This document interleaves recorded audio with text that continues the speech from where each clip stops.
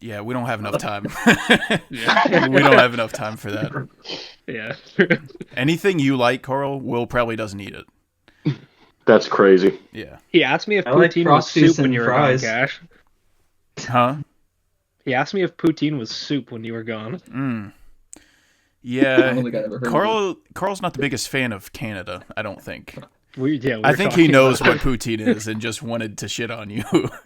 No, William was asking. Oh, Will. He actually didn't know. Isn't poutine like fries with shit on top, basically? It's fries with cheese curds and gravy. Yeah. Oh, Yeah. yeah, No brown gravy's thanks. a no-go. But I definitely know it's not soup. Fuck off. What's wrong with brown gravy? God, you're the worst. Gravy on fries? No, great. Hey, I think he's saying brown gravy in general is a no-go. Yeah, that's what he's saying. Yeah. Oh.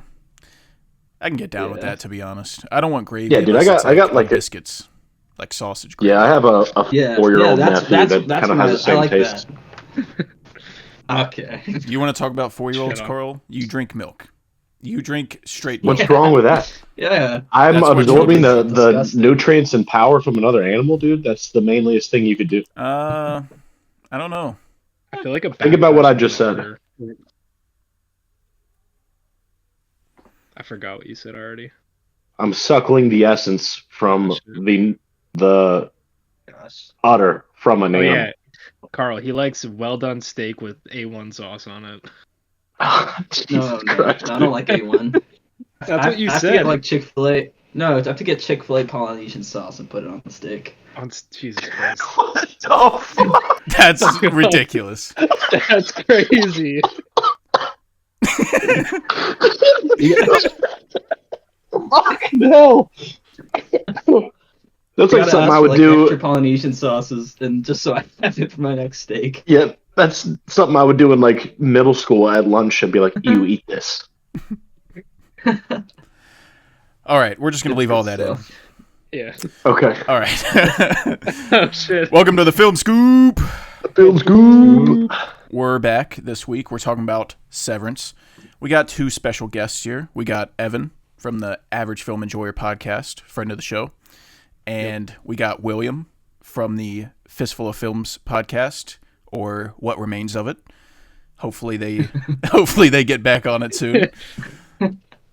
Not looking promising. Well, we're waiting. We're ready for it whenever it does come back. But yeah, we're here to talk about Severance. But first, we're gonna do our normal scoop shenanigans. Quick scoop of life for me is I finished Warbreaker and I started The Way of Kings, and it's amazing.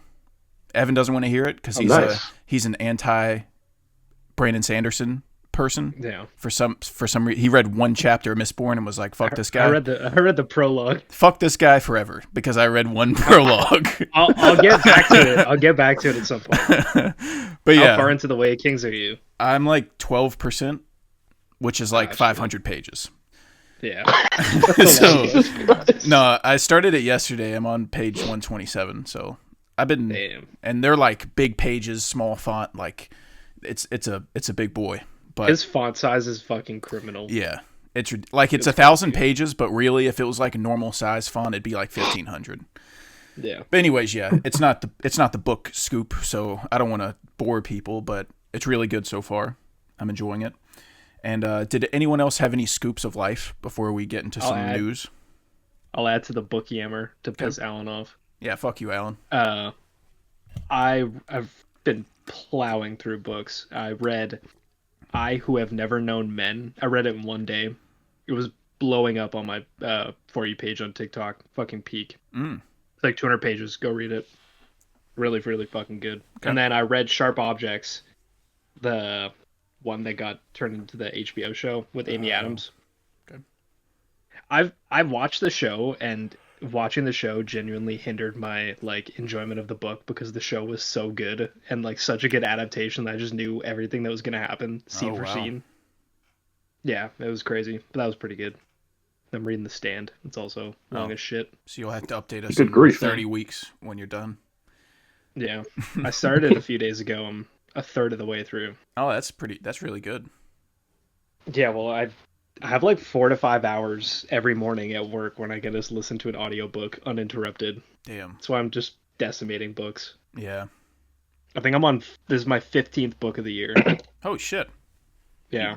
Damn. I just finished 8, so I'm on 9 now. Hell yeah. I got to start working on my first one soon. No, you read something. Ever? Wasn't Project Hail Mary this year? Yeah, it was. Yeah. So there you go. You're on the board.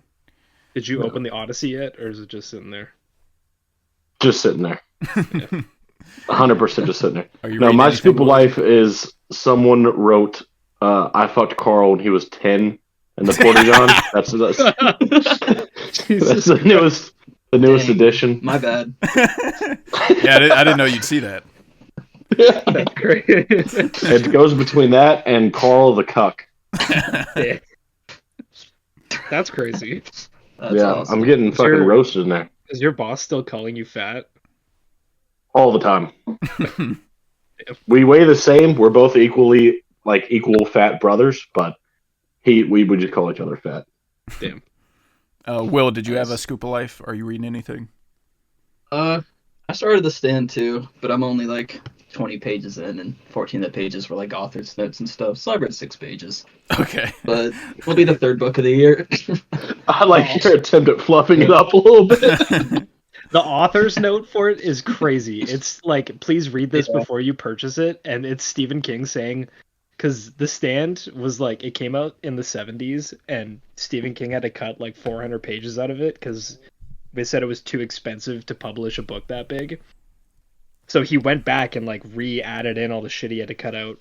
Oh shit. And the author's note goes, if you're expecting a new story, please take the receipt that you purchased this book with your own money, take it out of your wallet, bring it to the nice cashier, and ask for a refund because you will not like this book. It's so weird. He says it like 15 times too. Yeah, it's fucking weird. Y'all have to let me know how It's like he it is. doesn't even want you to read it. I've heard really fucking good things peak. about it.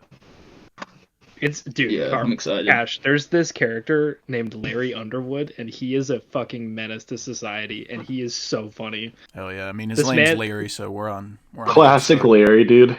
He's super self-centered, but he like hates women, and he's with this girl, and it's the 4th of July. Minor spoilers for The Stand, but he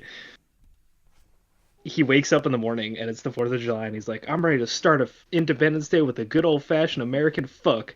He walks into the tent and the girl he was with like died and OD'd. He's like, damn, I was really trying to hit that. And then he just leaves her body and walks away. Oh shit. Hell yeah, dude. Oh yeah. Yeah. Boo women, boo. He's an absolute menace. All right.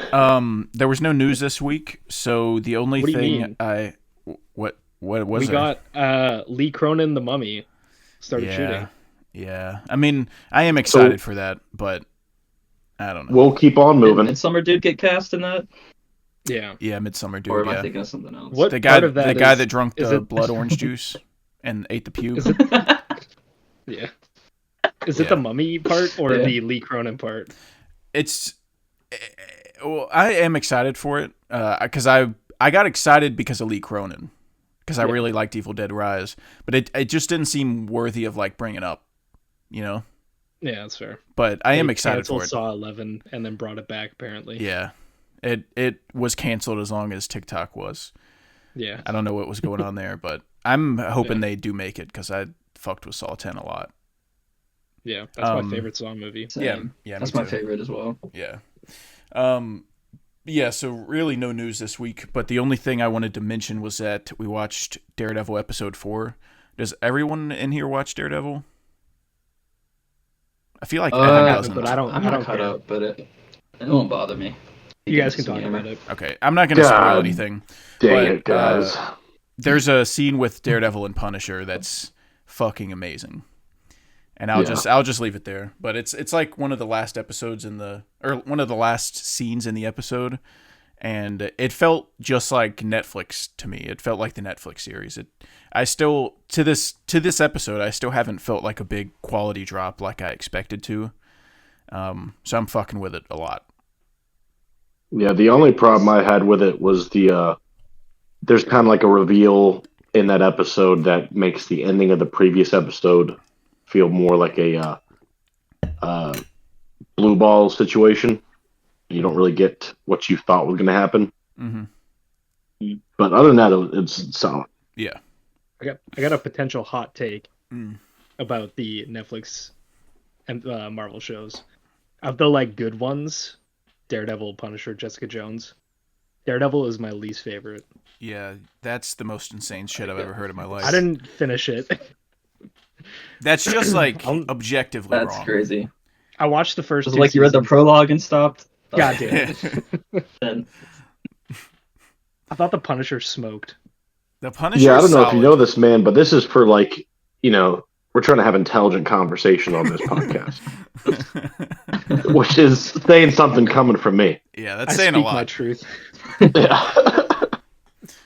I'm rewatching the OG one right now. I'm in season 2, trying to catch up to the Born Again. But I feel like there's never been a show as bad as spoilers the next day than Daredevil Born Again. Yeah. Like I feel like I've seen key moments from every episode on TikTok the next It's day. Yeah. instantly. More than any other show I've that's on had to TV. make sure I'm watching it Yeah. like right as it airs because it's gonna be everywhere on Twitter. Was it bad as Severance? Yeah. Yeah, it was worse than Severance for me. I think it's worse because Yeah. so many more people watch Daredevil Mhm. than Severance, but maybe not. And I think Severance is for a higher class of people, and they respect Yeah. spoilers Yeah. more than like the superhero community does. But I could be Yeah. wrong. I saw. You can get a lot more views off Daredevil stuff. Yeah. Alright, go ahead. I saw Ben Stiller tweet, and he was like, "Is it okay if I post the spoiler behind the scenes picture from the finale?" And I was like, "Fuck yeah, dude! Yeah. Thanks for asking. I'll allow it, Ben. That's just cool." Yeah. That's awesome. Yes, you may. But so we'll go ahead and get into trivia, and we'll just ask these to like everyone. You can just say your trivia, and Okay. if anyone knows it, you can just blurt it out. My first one, I'll start, I guess. In Game Night, what actor does Jason Bateman pull in charades? My game night bag is not deep. Edward Norton. Yes, sir. Ed Norton. Hell yeah. Motherfucking dude. Ed Into the mainframe. Yep. Oh shit! Yeah, I remember that. He's the Incredible Hulk. Lou Ferrigno. No. Okay. All right. What are the names of the missions that sent 12 explorers to find habitable planets in Interstellar? Oh, Oh shit. Hey, say that again. No. What's the name of the mission that sent 12 people to space? Oh, to the find- Lazarus mission. There you go. Chump change. Okay, this was orchestrated. I did tailor my questions to Cash, not thinking about this. So there is like a movie year one. Oh, man. This, I can Yeah. promise you, I never want Carl to look good. So the last thing I would do was orchestrate this. He must have just chugged a gallon of milk before this. I don't know. yeah. Yeah, broken claw, correct. Yeah, exactly. Last one. When Patrick Bateman's so-called fiance keeps buzzing in his ear, whose new tape is he trying to listen to? Oh shit! I know this one. I don't think I know this one. I think I don't. Oh fuck! I know he listens to Huey Lewis, Because I want but to I don't That's think not it's all I Huey know he Lewis. listens to. in. Phil Collins, This guy isn't very but it's popular. not Phil Collins. I only know of this guy because of this scene. So, not very big time. Yeah, I don't think I know. Yeah, I don't think I know. Yeah, It's Robert Palmer. Never heard of him. never would have got that. I'm trying to listen to I the thought new I knew Robert either. Palmer tape, but Evelyn keeps buzzing in my ear. Never heard of that guy. All right, that's all my trivia. I should have rewatched American Psycho and Game Night and The Nice Guys just Yeah. in preparation for the just in trivia. prep. Yeah. Yep. Who wants to go next? Well, I can go next. All right. We'll Squilliam. start off with a little guess the cast. We got Oliver Daria-Lofson or Mr. Drummond from Severance, Adam Scott, and Ben Stiller. I'm out. Secret Life of Walter Mitty. That is correct. Let's go. Damn it. Life of God Walter bless. Let's go. Mitty. And then, in Good Time, what does Connie do to his appearance to try and blend in and evade the caps? He dyes his hair. Yep. Let's go. You know the color? Heck yeah. Oh, what color? The color? He does it blonde. Yep. Oh, shit. Oh, yep. That's correct as well. I initially was going to Last say one. he puts on a coat and hat, but that was when he was being chased. Yeah. Yeah. I was gonna say he Right. explodes And then- a money bag in his face, but that was an accident. That wasn't on He purpose. dyed himself red. Oh. All right. In the Truman Show, what was the first thing that happened to make him get suspicious? What was going on? I haven't seen Well, it I in don't- so I don't know. long, but Yeah, I need to rewatch it. his wife doing that ad sticks out. Is that it? That is not the first one, but I think it's one Damn of the it. earlier ones. Is it his neighbor with a camera and on his trash can? That is also one of the more middle ones. Not the Damn first. it. I don't know. Damn that. it, damn it. Gotta guess Evan or not? Nah. Okay. It's I'm trying to think, but a studio light falls from the sky. fuck that. I was gonna say it was Oh, something to I do do with the remember sky, that. dude. I I was remember gonna that say now. it was something to do with the sun or the sky. God damn it. Good question, dude. Yeah, good Yeah, question. that is a good Thank you. question. Thank you. Evan, you want to That go? is all I got. Yeah, sure. These trivia questions are more like general ones because I have a hard time like picking out a small thing from a movie.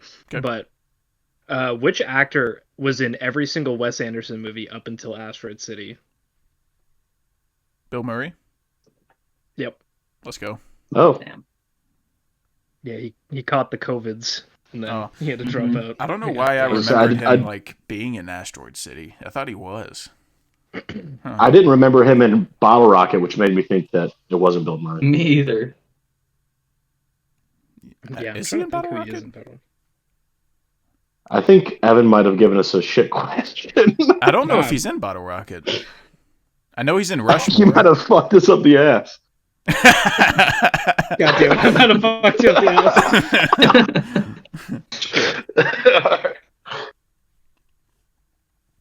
My bad. It's all good. No, you're Okay. okay. Catch still crushed it. You got another one? Yeah. Okay.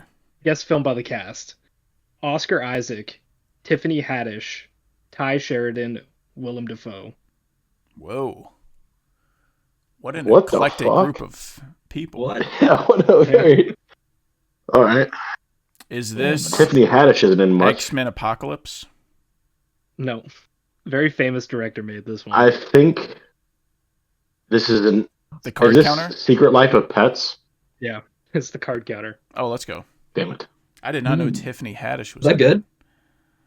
It's fucking weird. The third act is super weird. Okay. Gotcha. All right. This might be a tough one. Who is the only actress to win both the Razzie and the Oscar for Best and Worst Actress in the same year?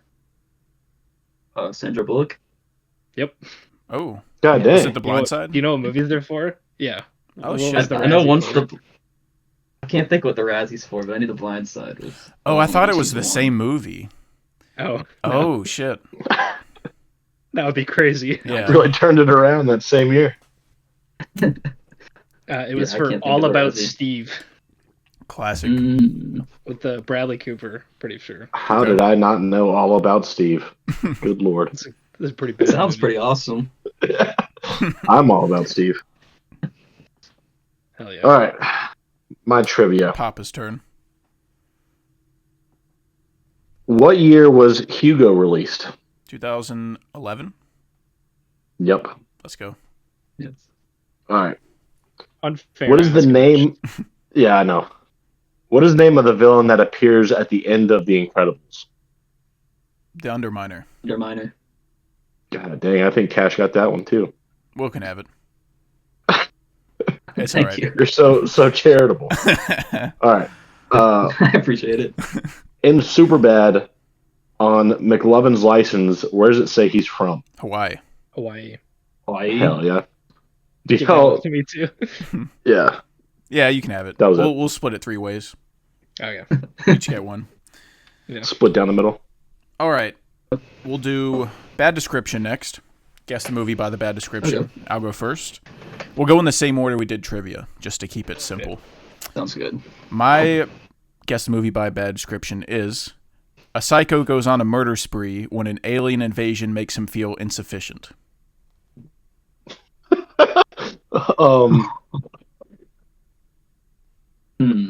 Psycho goes on a murder spree. Is it The Watch? It is not. Dang. I was also gonna guess The Watch. A psycho goes on a Insufficient murder with the spree penises. when an alien invasion makes him feel insufficient.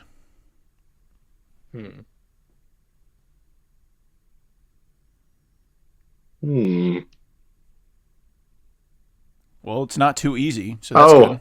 It's is it BVS? Yeah. Okay. Yeah. Oh, BVS. that's a good one. How dare you make me think of that stinker movie? Fuck dude. you, idiot. I can't believe you did that. That's worse than Evan's trivia question. I That try was to bring wrong. up BVS God on damn every it. episode. What a horrible thing. All right. All right. This one might have been too easy because I threw it together last second, but we shall see. All right. A monster saves a girl from marrying a dwarf. Trek. Tiptoes. Yep. Ah. Close, Cash. Close. Really close. Probably would work for both. Yeah, that was a good one. Evan, you're up. All right. I had one that was penis related, but it felt a Let's little go. too forced. So Oh, Give me the penis. no penis. Oh, now I Okay. have blue balls. all right. Well, the other one's better, but I'll do the penis one. Okay. Well, more balls, but that's okay. A sex and gambling addict wins big at the casino, but his reward isn't the jackpot; it's ball torture. Oh, Casino Royale. Casino Royale. Yeah. The old cock and ball torture, dude. We've all That's been awesome. Yeah. there. That one was good. Heck yeah. I thought it was too forced. No, that was good. No, it's perfect. Okay. Perfect. Could survive one on the pod. The other one I had was a washed-up alcoholic goes on the run from a lady with a big hat, and he hides in his childhood home. Dr. Sleep. Yep. Big Hat gave it. That's what told me. Yeah, nailed it. Not many big hats around. There's a lack of representation for big hats. Unless it's Dr. Sleep or Lincoln, no big hats. Yeah. Preach it, brother. Yeah. You're up, Carl. Oh, yeah. All right. Mine is two men ruin each other's lives because one doesn't know how to tie a knot. The Prestige. Yeah. That's good stuff. That's good. Heck yeah. That's a good one. That movie's so good. Doing the magic tricks. Love the Prestige. Yeah, that was good. There's a lot of really funny reviews for The Prestige. Yeah. I did one on a previous Almost scoop picked that I one. thought was really funny. Oh, I just remembered about the Letterboxd review. This one I found was fucking hilarious. I'm excited to read it. Letterbox reviews, right? That's what's up next. Yeah. I'll go first. This is from Fran Hopfner, 3.5 stars. Everyone in the future is miserable with a great coat. Blade Runner Blade 2049. Runner. No. Yeah. Blade Runner. No. Blade Runner. Yes, sir. I was going Oh, to. just Blade Runner. Yep. Damn it. Yeah, they all have good coats. Yep. That's some good coat All right. representation right there. Both Blade Runners. Yeah, high end coat stuff. Agreed. Yeah. All right. I got two just in case I accidentally used one that was already been used. The first one's from Fabian. 5-star. Not a cell phone in sight, just people living in the moment. This one is... No, I don't think anyone will get this one, but it's pretty funny when you find out the movie. Schindler's List. I was gonna say that. That's fucked up. That's really fucked No, up. it is Django Unchained. Close enough. Holy shit. And then I have one from Shannon of 5 stars as well. Honestly, I feel sorry for Scarlett Johansson. I bet she remembers this movie every day of her life and is reminded that her work is never going to be as good as this ever again. Oh. Is this Lost in Translation? It is not. I feel like this is probably a joke. It's probably something really bad. Is it Ghost World? Whoa, no. You have it at a 5-star, Cash. So Oh I think shit. you might agree.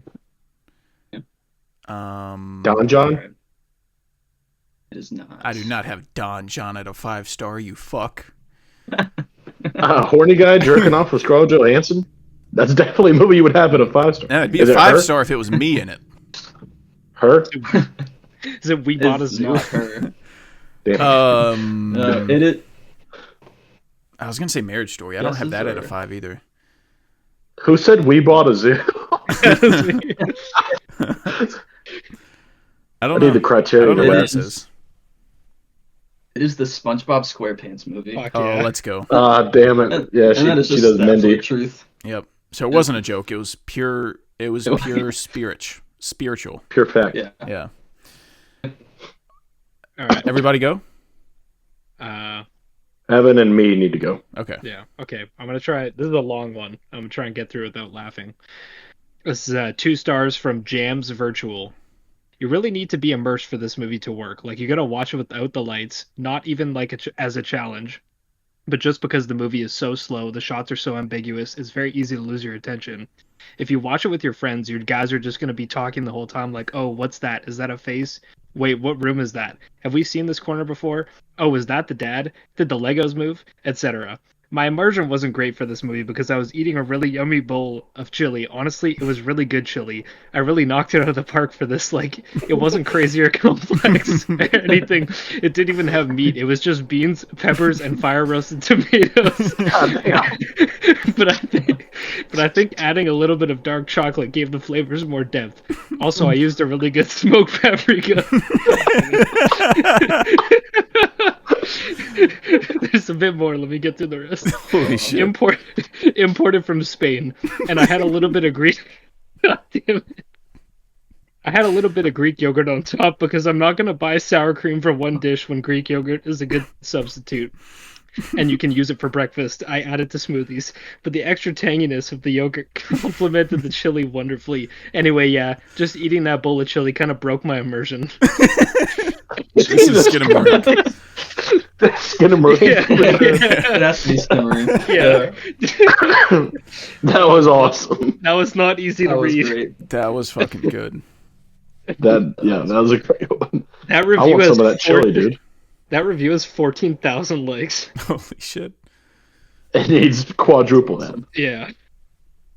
All right. My letterbox review is from where did I go? Anthony gave it a 3.6, and he said, "This is like one of those action, like something will happen, and they'll say their response." So he said a character gets punched in the face, and then his response is, "No, a character gets punched in the face by Tom Hardy." And he said, "God, I wish that was me." I fucked that one up pretty bad, but I have no idea what the review was. I think it's one of those visual Warrior? things. It's Is Warrior. it Yeah. Warrior? Yeah. The Warrior. It is Warrior. Yeah. Man, that was not good, buddy. That was tough. I think it was a visual thing because I laughed at it when I saw it. Well, yeah, but there's reviews that are like funny to read but not funny to say, you know? Well, you know what? I gave it the old college try. You sure Didn't did. work out this time. No one can take that I'll away be from back. you. I'll be back next week with something new. Yeah, that's all right. You can't win them all. But I have a bonus one from Twitter. It's not a letterbox review, but I just thought it was really funny. But it's kind of like a review. But it says, "What if you hired a band and threw a party for your best employee, but instead got tricked and your walkie-talkie got thrown in the toilet and you got locked inside the bathroom and then got hit on the head with a trombone?" I have That's no awesome. fucking idea what that is. Oh, you Severance, don't know? right? Yeah, it's Severance. Yeah, it's Severance. Oh shit! Yeah, we just Jesus watched that. Christ. I was thinking of a movie. That's awesome. Thank you for the bonus one to cover up my Tuesday. stink. Yeah, no problem. Yeah. I put 2 because I was like, Carl's going to fuck his up and I got to clean up. Oh yeah. I got to clean up house. Cash does doubles of everything. Just All right. You want to get into some watch lists? Watcherinos? Yeah. I'm down. All right. Mine's really short, so I'll knock it out real quick. I will rewatch Game Night. Hell yeah. Classic. I don't need to explain myself. How's that profitable for Frito-Lay? Then I watched these Ash. corporations. I know. Fuck them, you know? Then I watched Ash in theaters with my buddy Carl. I gave it a 3.5, Yes, we did. and I fucked with it a lot. I was I seeing gave like Ash mid a reviews. 4. Yeah, I don't even disagree with you. I think that's a good score. Yeah. I think it had the potential to be like a huge dud, like an average dud, and like not really do anything different. I kind of talked to Cash about it. It feels like different movies, but they do enough to build this awesome atmosphere, and they have this mystery and just the score, the music that Flying Lotus did, and just the fucking vibe that it puts out is so awesome. And the final act is insane. I told my brother to watch it. I caught him up. I was like, hey, you should go watch this. Yeah. Carl, I have a question, and I don't What's up? We had a quarrel about this, but I've heard this compared to Event Horizon. Thoughts? Well, this is good. That's the initial thought. Event Horizon is not good. My Is it comparison. that same kind of vibe, though? I would say no, because to me, this felt more serious than Event Horizon, which Event Horizon's on my watch list. I didn't like it. Fucking spoiler alert. But Event Horizon has not aged well with like the visuals, and then the atmosphere doesn't feel anywhere near as cool. The music isn't very memorable, and it kind of takes. It is a bit of a slow burn, like Event Horizon is, but that's kind of where, and they're both in space. That's kind of where they end. My comparison, it could give people the wrong idea, but it reminded me a lot of Mandy. And I think that could just be because of the visuals and like some of the style. But I thought that the script was like pretty standard. It's probably the weakest part of the movie is the script. It's fine, it does the job, but the standout for me was the direction, and the visuals are really fucking good. For what I assume is a really low budget movie, I didn't look it up, but I assume it's pretty low budget, and the visuals are really good. The sound design is really good. The score is really fucking good. Carl was listening to the score in his car yesterday just for fun, because it's got like this like synth like Blade Runner type score, and it's really, I fucked with it a lot. So yeah, the first half and the second half kind of feel like different movies, but the first half's a little slow. It's kind of a slow burn, and then the second half you're getting this like crazy shit. I won't spoil anything, but you're getting crazy shit, and I liked it a lot. I think everyone should check it out in theaters. Don't wait for streaming. See it in theaters, because the sound design and the music is worth seeing it in theaters. Average rating's pretty low, but like all my mutuals have it pretty high from what I've seen so far. What's the average? 2.8? Yeah, it's really low. Wow. That's nuts. Yeah, that's crazy. Insane. There's no way that Event Horizon has a higher average than this movie. That's wild. Fuck up. Event Horizon's sick. That movie fucking rocks. I was gonna defend it, but you don't like the movie that I would compare it to, and I don't want slander on that either. What would you compare it to? What were you going to compare it to? It's like Hellraiser in space. Yeah, that's why it's bad. I saw people doing that. I saw people say that about Event Horizon. Event Horizon off the watch list. No, watch it. It's fucking peak. I don't know. I expected this. I expected Ash when I watched Event Horizon, and that was the wrong thing to expect. Instead, I got fucking bullshit, dude. My last watch list entry was Mickey 17 rewatch. I gave it the same score. I kept it at a 3.5. If I had to change the score, I'm definitely leaning going higher than going lower. But I still kept it at the same score. I think I enjoyed it a little more second watch, like knowing what to expect. But it's a very like easy movie to watch. I think it's a little long, but it's not bad at all. I think Carl lowered it to like a 2.5, and I think we know he's not the most intelligent, but like that's crazy. I lowered it to a 2.5 because like that's not ridiculous. Thank you. I brought it back up to a 3 because like I didn't hate myself watching it. You know, I was entertained, but I have just the normal amount. And I have no drive to watch that movie ever again. It just feels like a nothing burger, and I think I was being extra harsh dropping it down to a 2.5 because like the talent involved in making the movie and what was given to me, I feel like it's under a bigger microscope than normal stuff. Mm. So I brought it back up to a 3. I'm definitely leaving it at a 3, I think, but I would never watch it again. It's not super interesting. A lot of the characters felt like they were just thrown in there because they were in the book and don't really serve a purpose. Just kind of a nothing burger. Yeah, That's fair. I I've can been at a just 3 enjoy too. it, like sitting back, just watching kind of like a fun comedy. Like, I don't know, it doesn't take itself too seriously, and Yeah. I do kind of want to rewatch it. yeah, I don't think it falls apart on rewatch. I think it's completely fine. It didn't get any better or worse for me. It's like pretty long, but I thought the pacing was decent It is pretty long. because it's like 2 hours and 20 minutes, right? Yeah, like 217. Yeah.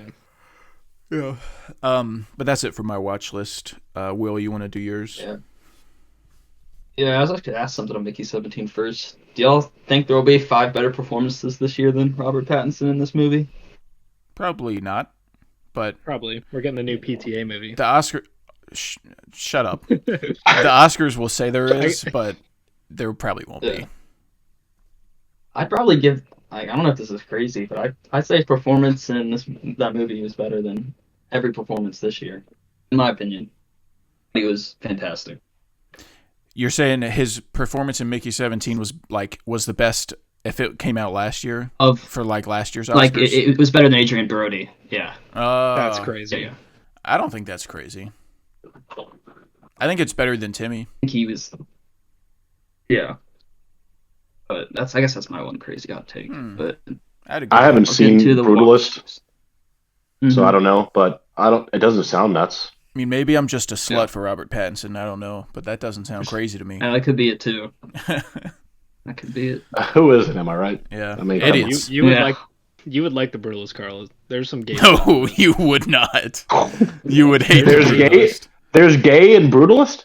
Yeah. Carl, there's like Oh my God. 3 minutes of gay. He's I'm trying to reel pulling you the in. Apple TV up right now. He's trying to reel you in. Dude, the score is so fucking good. Even 1 minute of gay should've is been enough used. for That's me like to me be saying locked you'll in. like The Nice Guys because it's a Christmas movie. That's basically what he's saying. But I do like the Nice Guys. Yeah, Yeah, but not because it's a exactly. Christmas movie. That's the amount But of that gay. does enhance it. That's the amount of gay that's in the Amount of Brutalist. gay. No, I need to watch it just so I can make fun of it. I need to watch the Brutalist and Titane. Oh god. I don't know why you can't pronounce that.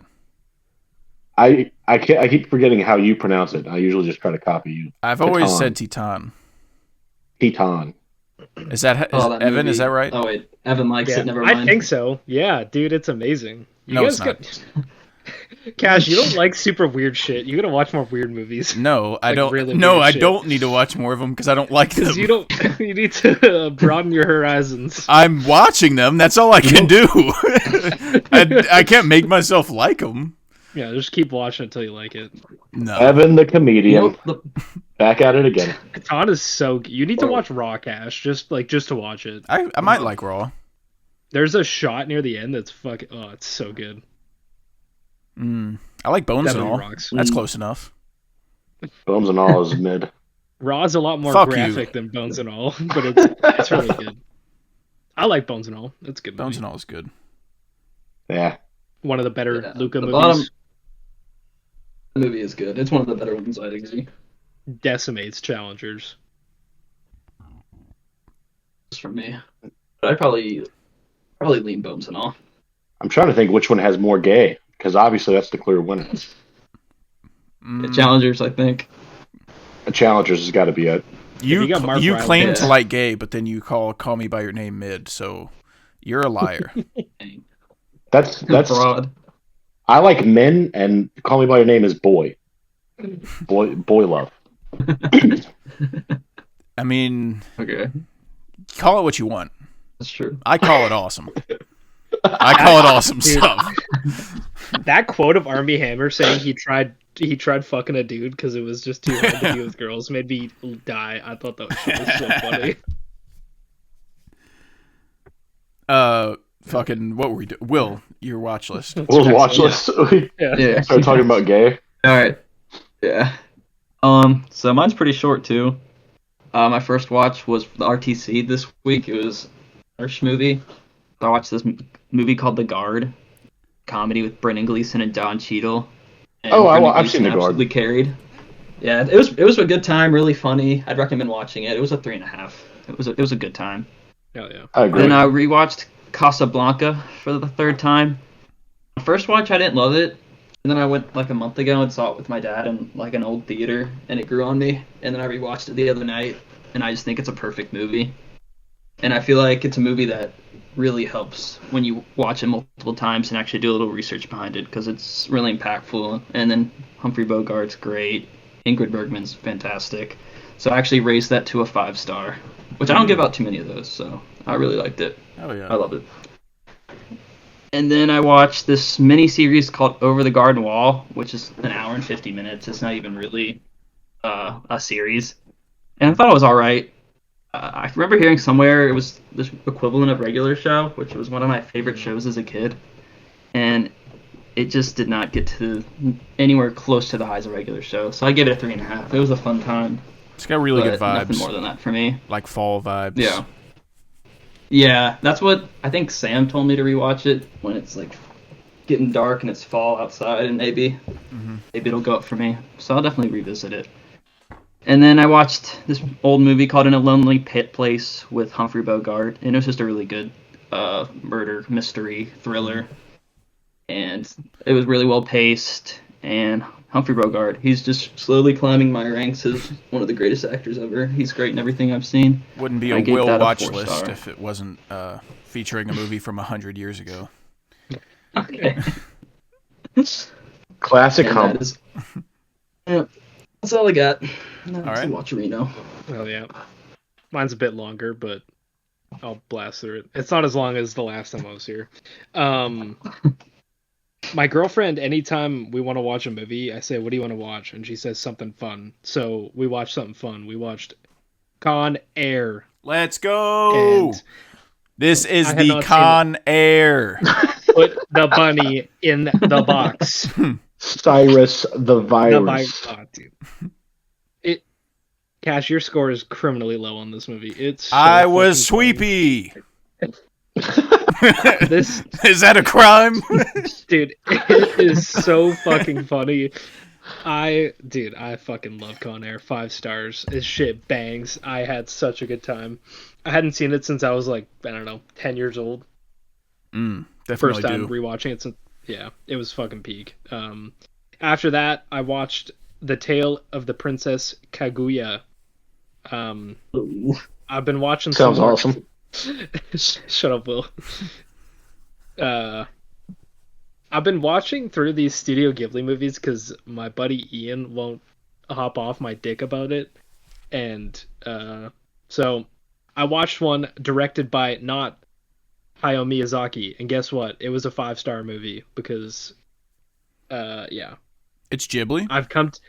Yeah, it's Ghibli. I've come to the conclusion, and I'll get back to it later in my watch list, that Hayao Miyazaki movies are like 4-star. He's just a 4-star merchant. This movie is fucking crazy. The entire art style is like watercolor paint. It's crazy. Like the visuals are insane. And the score is crazy. I don't know if it was Joe Hisashi, but let's see. Yeah, it was Joe Hisashi. Yeah, the score is crazy, as per usual. Yeah, it was fucking amazing. I loved it. You should definitely watch it. It's on Netflix. Ooh. Okay. Yeah. There's a shot, like, maybe 20, 30 minutes in that had me just rock hard. It was crazy. Yeah. Hell yeah. The Tale of the Princess Kaguya. All right. Add it to my watch list. Yeah, it was fucking sick. And then I watched Harmony Korine's latest masterpiece, Baby Invasion. Boy. And I fucking hated this movie so much. I think that Harmony Korine's current track record is just like a man in a midlife crisis trying to like be edgy. Like his new production company is literally called Edgelord, and his movies are full of AI, like generative AI, and have just zero value. I thought it was horrible. Who is this guy? It's the guy that did Spring Breakers, but he did that aggro drift movie with Travis Scott, the infrared one, last year. Yeah. So this one is like, you know when you play Grand Theft Auto 5 and you see clips from like the fake video games inside of that? Yeah. That's what this entire movie is. It's like Hardcore Henry. It's a first-person like shooter movie, and there's a Twitch chat running on the side of the movie the entire time. Ew. And it's just people walking around fancy house. It was horrible. I fucking hated it. Everything that you're describing, the stuff he's done, what this movie is, sounds like the worst thing I've ever heard of. Yeah, it's absolutely the worst thing ever. Last year, Aggro Drift was at the bottom of my 2024 ranking. This will be at the bottom of my 2025 ranking. Yeah, that sounds awful. It was horrible. Yeah, it was terrible. And then I watched Adolescence. I don't know if any of you guys have seen it yet. I haven't seen it, but I've heard about it. It's incredible. You have to watch it. It's a 4-episode miniseries from the director of Boiling Point, starring Stephen Graham and the kid actor. I gotta pull up his name. Hold on. Oh, they don't even have the cast on Letterboxd. That's crazy. I think his name is Owen Hunter. But it's about this kid who's accused of murdering somebody, and it's not like a courtroom thing or anything, but it just follows the events that take place after he's arrested. And Owen Cooper, sorry. If you've seen Boiling Point, it's filmed the same way. It's one continuous take per episode. And they're all like real one-shots. They're not like fake Birdman style, like cut when you're in a dark hallway or something. Holy shit.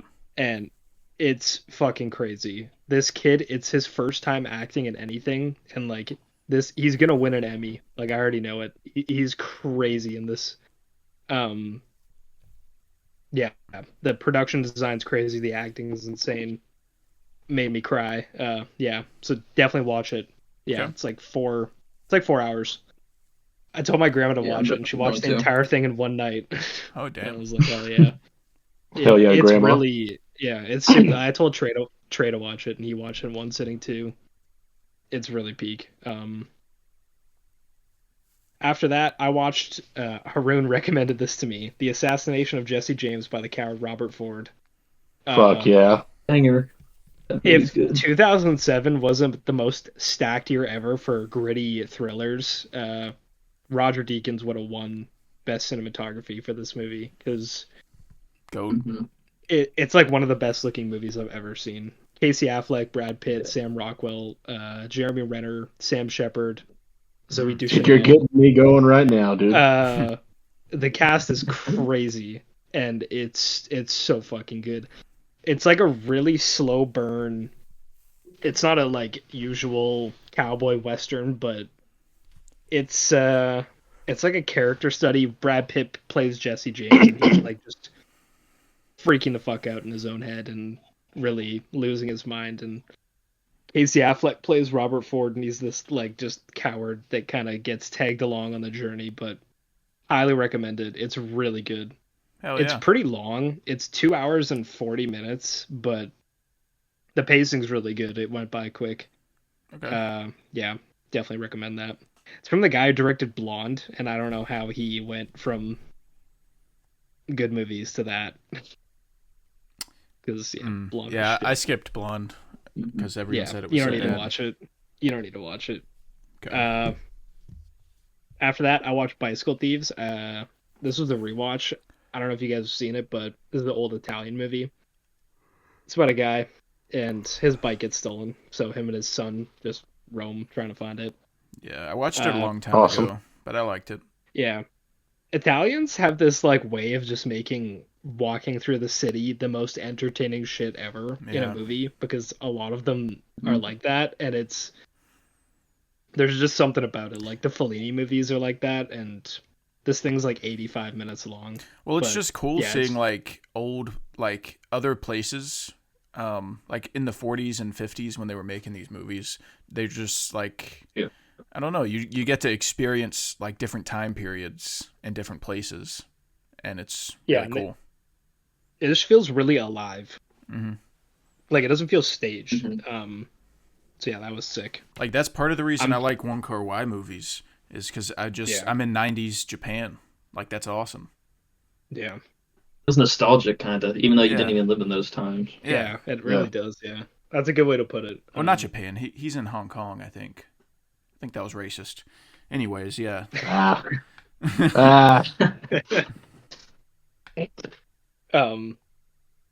Yeah.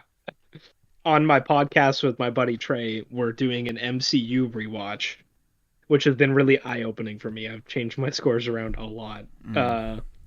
But watched Infinity War. We made it to that. It's fucking peak. Still, it's still amazing. 5-star. Yep. 5 stars. It's my first 5-star, I think, or first or second. In the MCU. On the rewatch. What order are you going in? We're going in release order. Let's see. Let me pull up. So you didn't give Guardians a 5?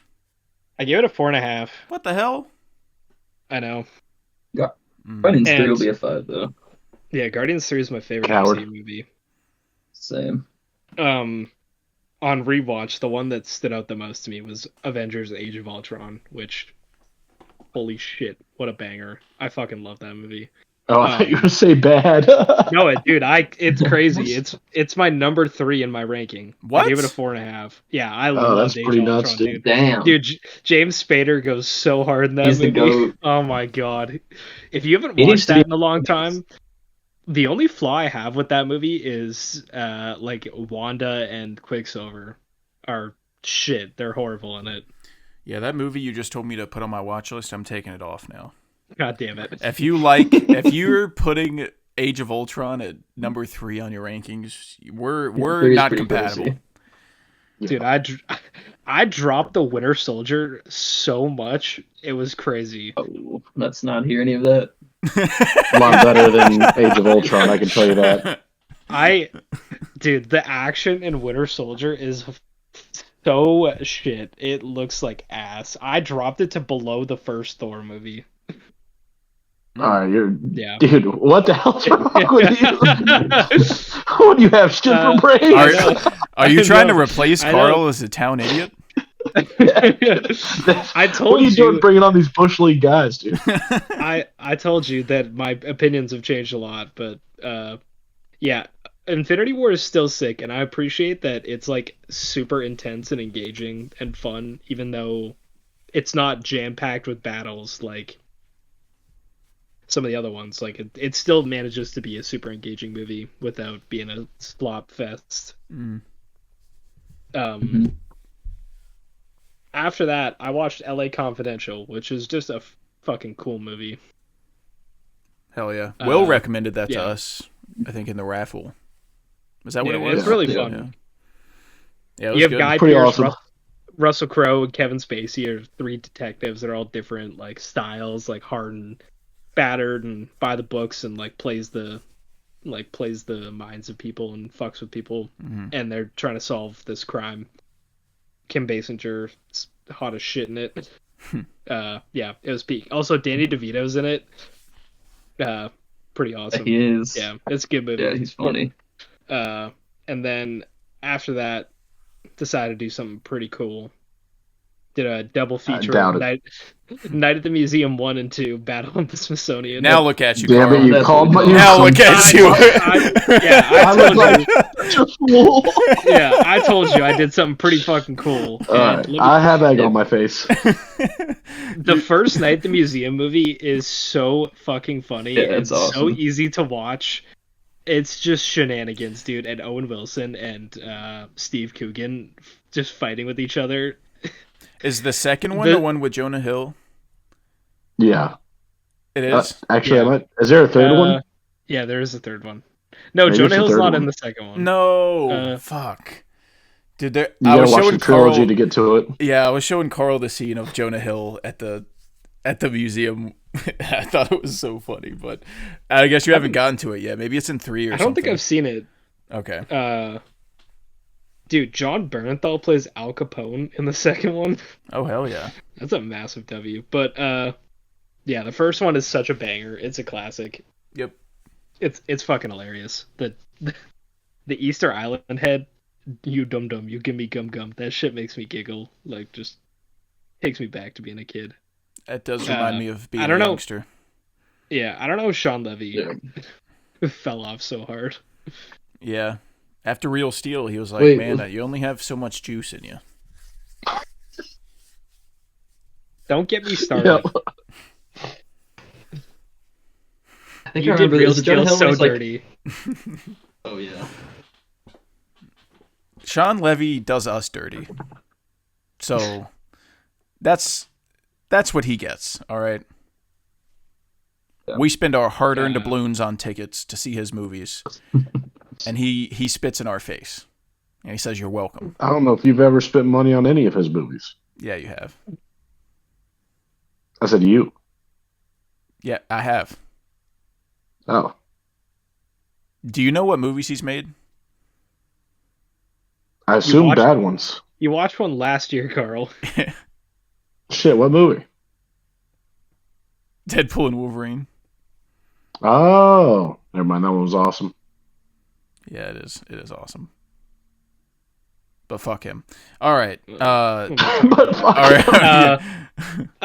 Night at the Museum 2, I watched the first act and then fell asleep until the final battle because I was sleepy. So Little less cool. That's how you do it, dude.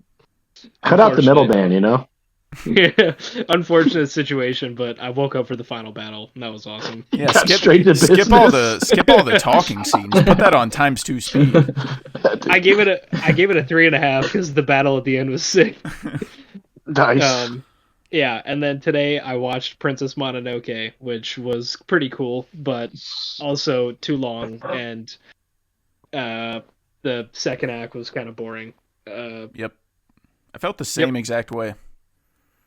Dude, this movie does not need to be almost 2 hours and 20 minutes. Like, the first act is crazy. In the opening scene, when I don't know, Ashitaka is just like piecing dudes up. He shoots this dude so hard that both his arms fall off. Yeah. With an arrow. It's crazy. That was awesome. Yeah. And then it just slows down super hard. And then the end is cool, but yeah, I don't know. That second act was really slow. Yeah, Ghibli movies just never really like draw me in and like get me super invested. I'm just like, yeah, it was pretty good. That's me with Miyazaki movies specifically, because I've seen like 4 or 5 Miyazaki movies, and all of them are like 3.5s to 4s, and then Grave of the Fireflies and Princess of the Tale of the Princess of Pieces, whatever the fuck it's called. Yeah, for sure. Yeah. Those two are directed by a different guy, and both of them are 5 stars for me. So Maybe Miyazaki's I'm a like, fraud. that's what I'm saying. Goddamn It's a Miyazaki Miyazaki. issue. Yep. So yeah, watch Cash if you watch that one that I forgot the name. Yeah, Tale of the Princess Kaguya, some shit. there you go. Yeah, Yep. you nailed it. You'll realize that it's a Miyazaki issue. Okay. But yeah, that's it. Also, I've been watching The Pit on HBO Max, and it is fucking amazing. Really? If you like medical dramas, you have to watch this shit. It's so good. It's in the style of 24, where each episode is 1 hour of the day, and the whole season is like one shift at this hospital. It's so good that I watched the first 10 episodes by myself, and then my girlfriend got home, and she sat down to watch the last 10 minutes of the episode I was on. She was like, "Damn, this is really good." So I rewatched the first 10 episodes with her. Shit. After when I had watched the first 10 episodes in the same week. Damn.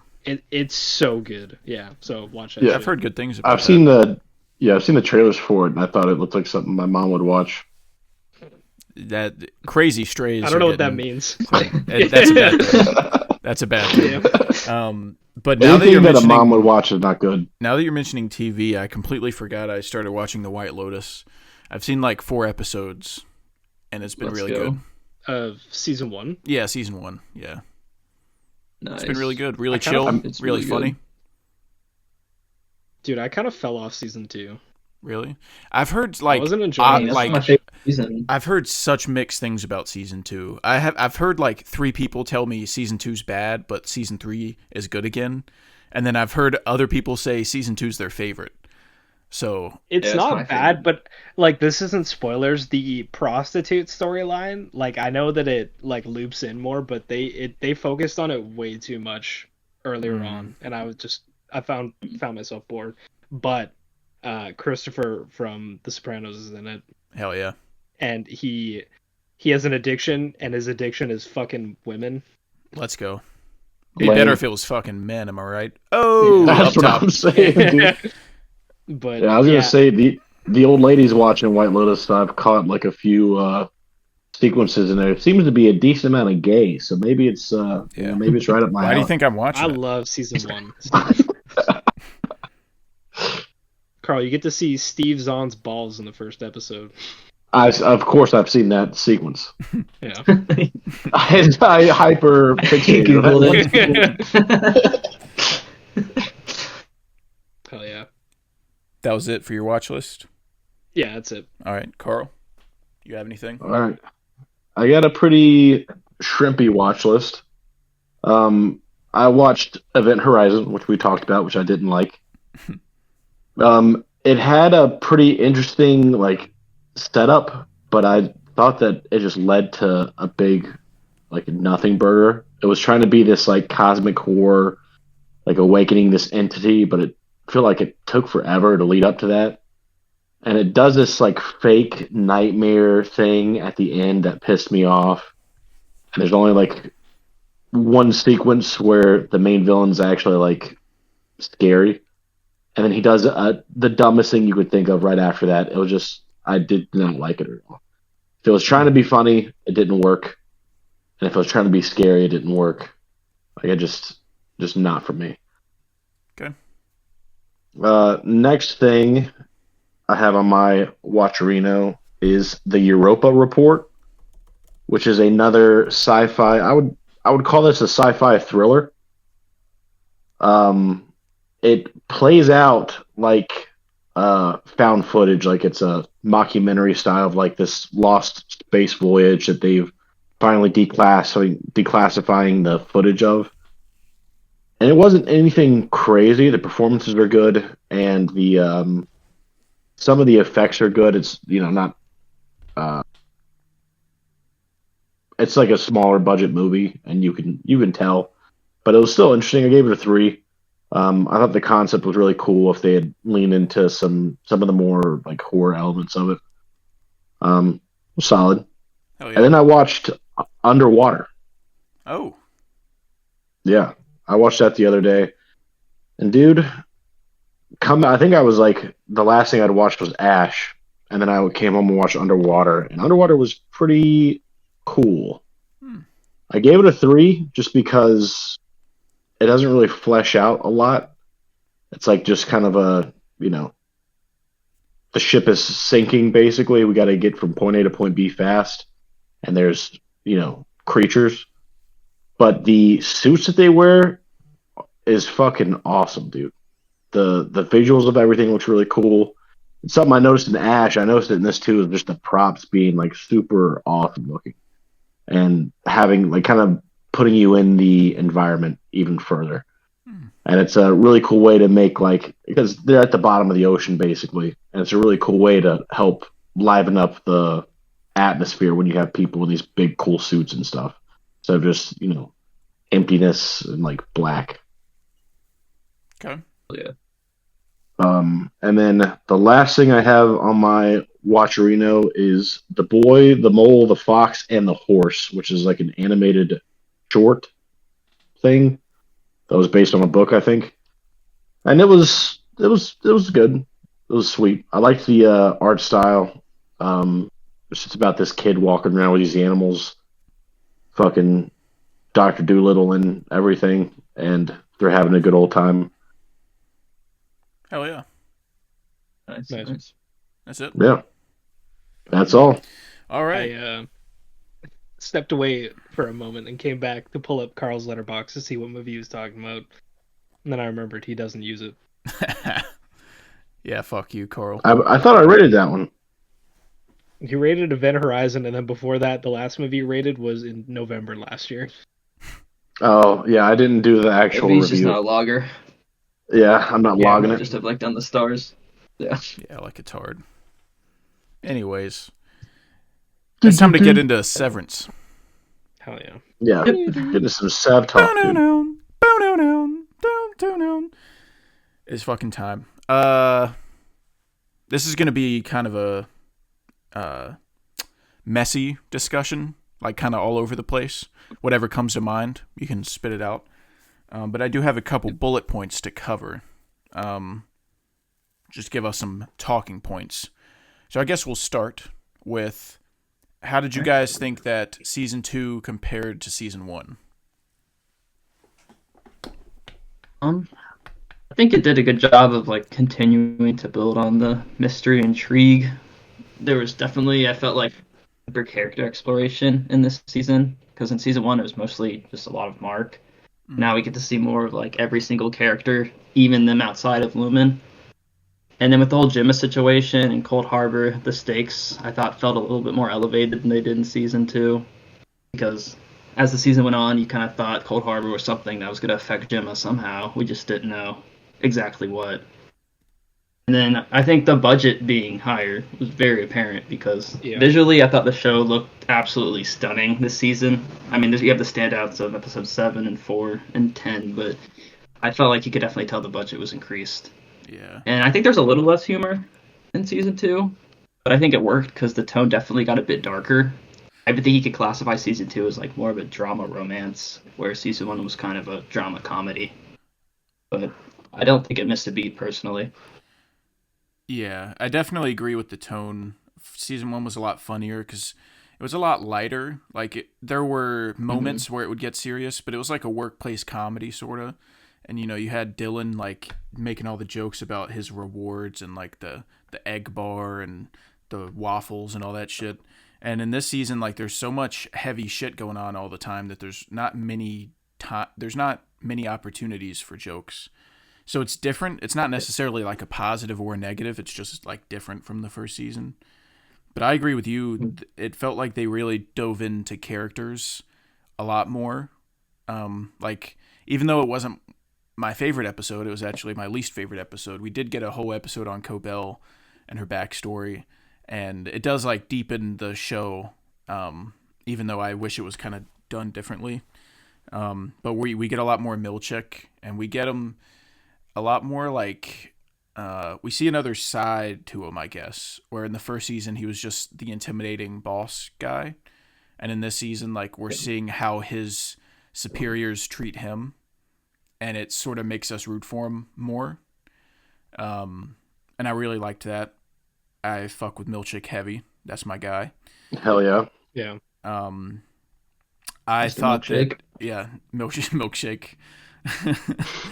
And the severed floor is ran by a shambolic rube that goes by Milkshake. But I thought episode 7 was definitely, 7 and 10 were definitely the standouts for me, like Will said. Easily the two best of the season for me. And yeah, the budget, you could definitely tell the budget was higher. The opening shot of the show, I think it was Mark running down the hallway and then like moving the camera. Oh yeah, dude. And That making it look awesome. like one take. And it wasn't one take. Yeah. It was like, it was spliced together, and they used like this like technology, like it was sort of like green screen technology, because the rig they have is too big. The crane's too big to fit in that office. So, and in the hallway, like they're doing crazy shit. And they're also, they stepped out of the office, and was it 4 when they went to the retreat? Yeah. Yeah, like that was crazy. That episode was really good.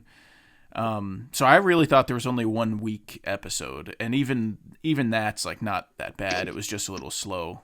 The Cobell episode, I think it was 8, was the Cobell episode. Yeah.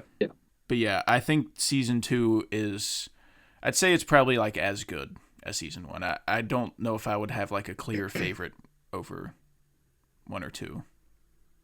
Yeah, I think I prefer season 1 a little bit, just because I feel like the finale is so awesome, and it is a little bit more like lighthearted. There's some more jokes, and getting introduced to that world and the mystique, I think, is cool. But I think season 2 is just as good. I haven't noticed any kind of dip in quality or storytelling at all between season 1 and season 2. Yeah, I don't really know what to expect going into season 2, like especially off the finale. Like there's so many places they could have gone, and what season 2 wasn't what I expected, but it was so fucking good. And like it's weird saying the sense of scale is bigger, but it is just like based on going to a retreat or seeing like the outside world more. But like even in the opening episode when they're showing the news headlines of like the revolts and shit, and you're like, what the fuck is going on? Like I had so many more moments of what is happening in this world, which I really enjoyed. Like it got me like theorizing, and we were saying in the Real Talk Discord, this is like what people who watched Lost week to week must have felt like back in the day, sitting at the water cooler at the office, like, oh, what do you think this is and that? Like, our buddy Remy would log these or watch these episodes like 4 o'clock in the morning because he's in the UK, and he would just type up these fat essays about how peak every episode was, and that it was just fun because like I don't know if you guys watched season 1 like as it came out, but I didn't.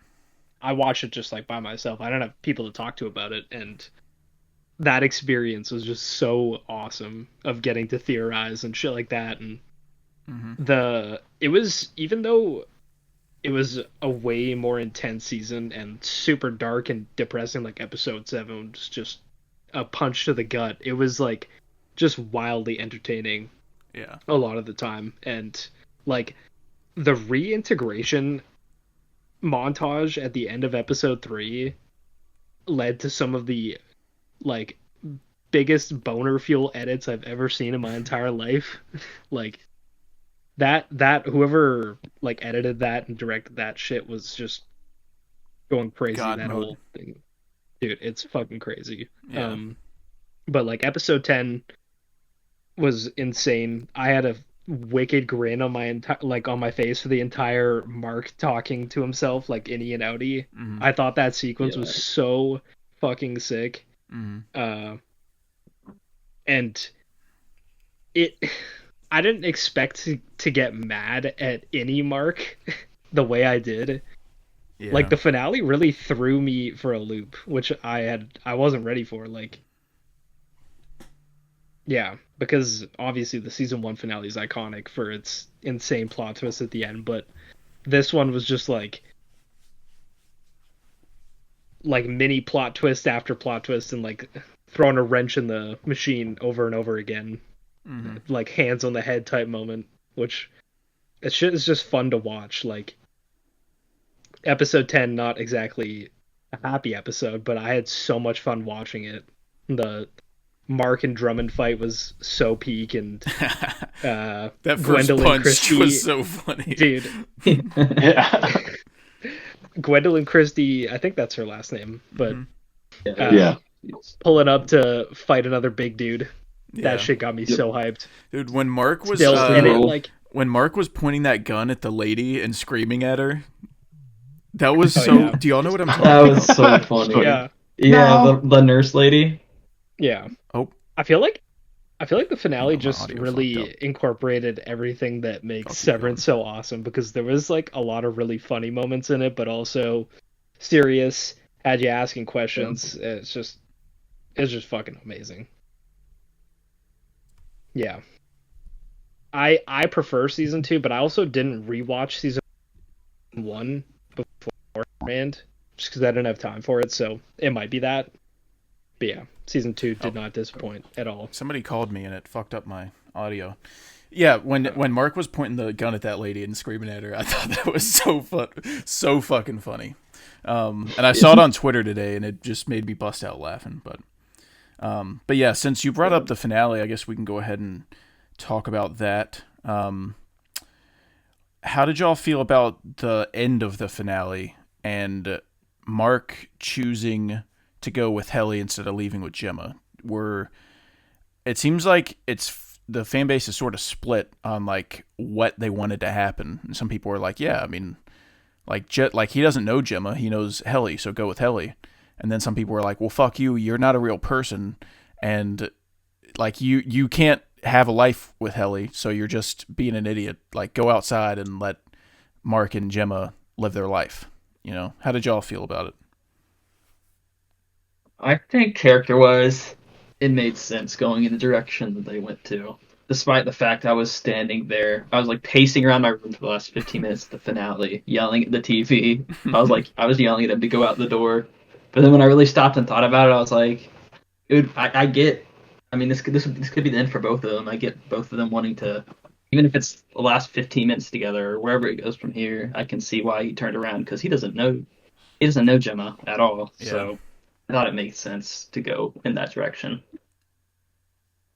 Yeah, I feel the same. Like it makes perfect sense for what the story is and like who in the indie mark is, and I feel like especially after having the conversation with Audi Mark and Mark being like, well, dude, Gemma's like is my entire world, and like you don't know shit. I've grieved over her for all this time, and that it's like there's maybe like this rebellious spell in indie mark.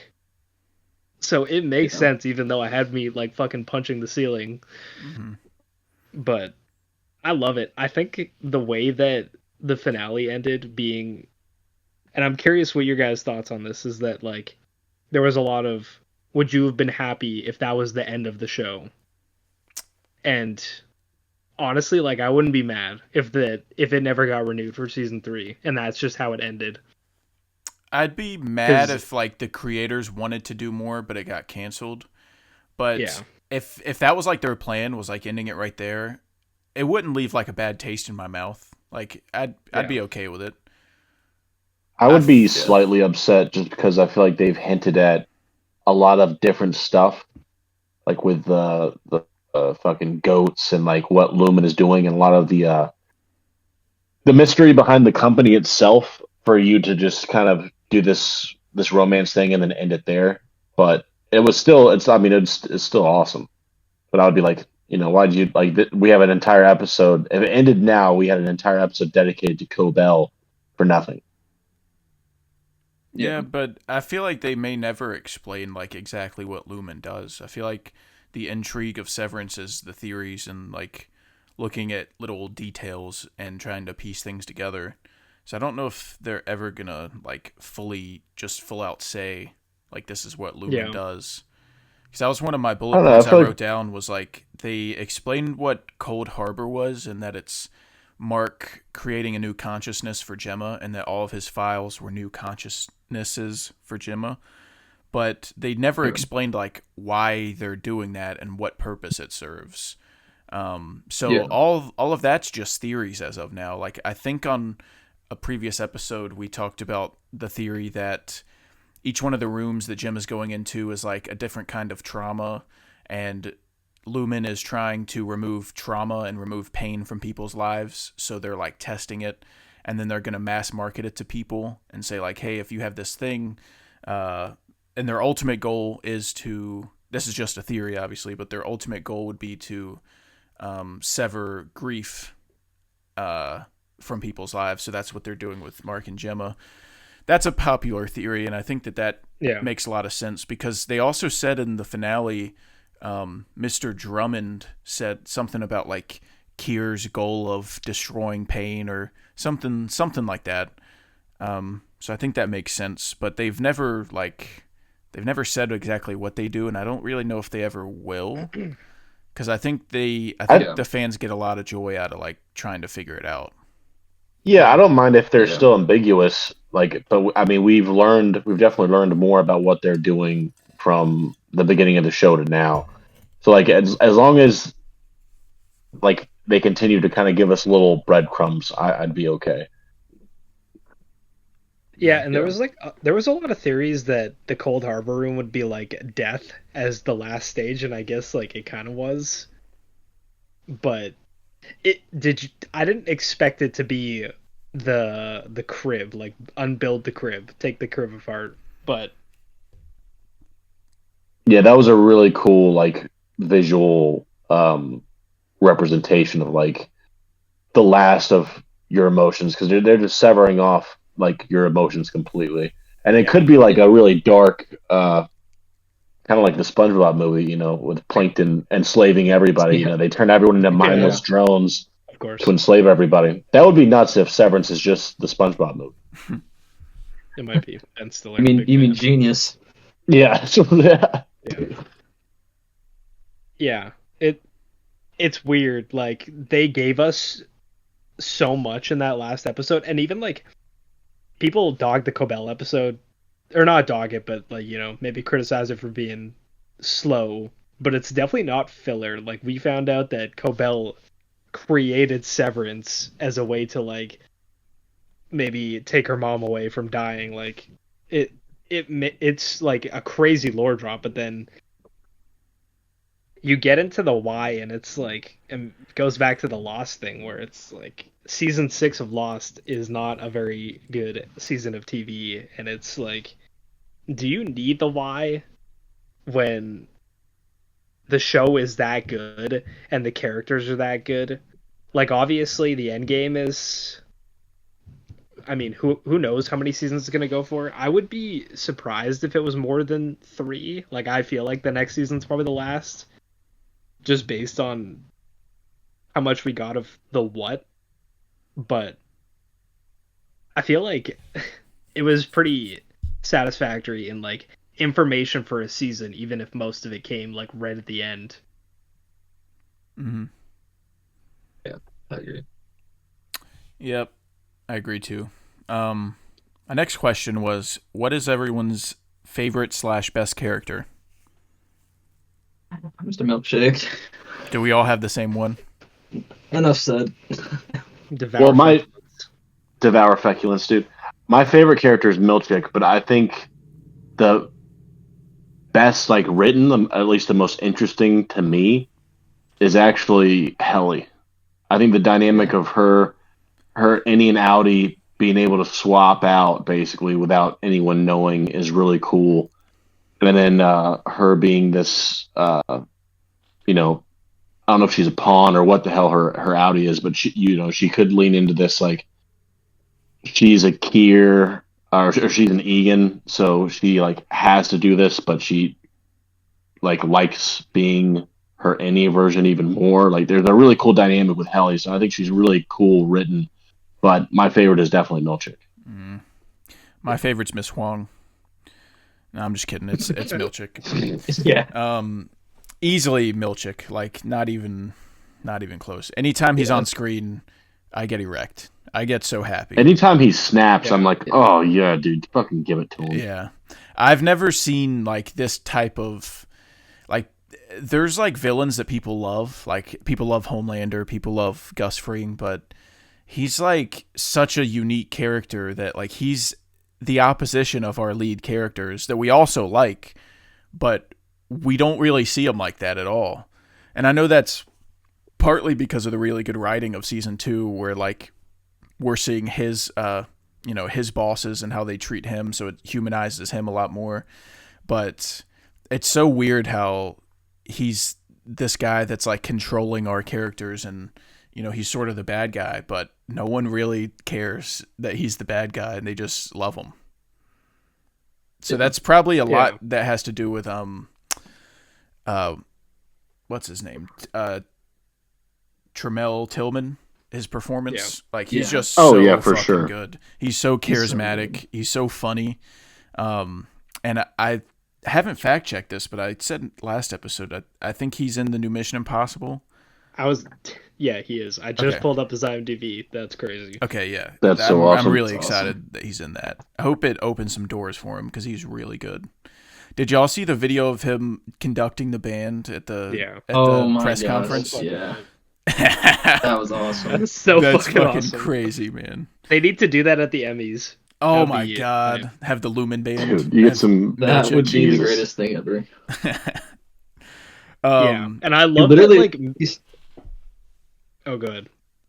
I was say he just steals the scene in like every single time he's on screen. It's literally insane. Like, I get so locked into when he's on the screen every single time. His acting is just, I think he's the best actor on the show, at least that we've seen. Yeah, That's not ridiculous. that's definitely not No, ridiculous. it's not. Yeah. At least in this show, like, yeah, because it has like I'd say Walken it's- and like Totoro in it, but in this show, I think True. he's better than both of them. In this show. Yeah. Yeah. And I thought it was so funny when he was talking to Dylan and then he ran away. And then Oh my God. I like It's full screen. that in itself was really funny because it was like dead silent when he did it, and I thought that was funny. And then I was like, okay, he's obviously running to like do something serious, like he's going to beat ass or something. He was running to conduct the band. Yeah, dude. That's Dude, what I he was saw- running to. I saw him take the tie off. I was like, shit, we're about to get like a Mission Impossible type Yeah. scene. Yeah. Like straight Yeah. up fist fight, and it's like, nah. He's like, I gotta conduct this Yeah. fucking band. He did his like Q&A with that mannequin, dude. Oh my god, dude, Yeah. that shit was so That was funny. hilarious. Speaking love of that- which, oh sorry. I love that. Like Mr. Vilcek is like, man, dude, the Woes Hollow field trip, that's just like a straight death trap. It's like, nah, he's just trying to take the employees out for a good day. And he was genuinely trying at points, and then these performance reviews were like, nah, I'm gonna just fucking fuck the establishment. Yeah. He uses too many big Yeah. words. I need I his apologize background for the next word. season. That performance review is one of my favorite scenes in the entire season. Because his just like facial expressions are so good. He's such a good actor. Mhm. And when he's trying to like make his sentence more simple in that one scene, he's just re-saying it. Yeah, he sounded it Taking all out the for words. him. My next question was, do y'all think that it was Helly or Helena at the end? I think it was Helena. I am Um, leaning towards it being Helly. same. Oh, really? Yeah. I thought her Yeah. saying like I'm her was like a subtle hint at like this is like I'm Helena right now. I didn't Yeah, really I mean- take it like that, but I could see that. Yeah, the look I thought was a little sus, but the writing of the show and how smart it's been, I just don't see them pulling the same charade again, personally. Yeah. Then it could have been a total smokescreen also, where Britt, who plays Helly, even said in the scene she was just staring in awe of how good the actress that plays Gemma was in that scene. But obviously that could just be her, because she has to say that. But I'm on the side of it's Yeah. Helly, personally.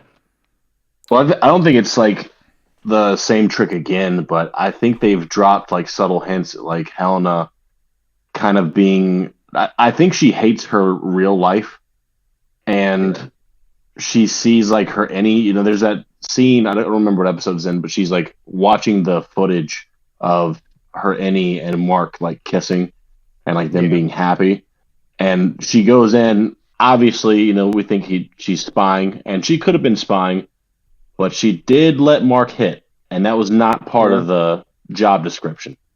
She did that out of her own free will. So Lucky I think she was liking that dong. I think she came back for round 2. Yeah.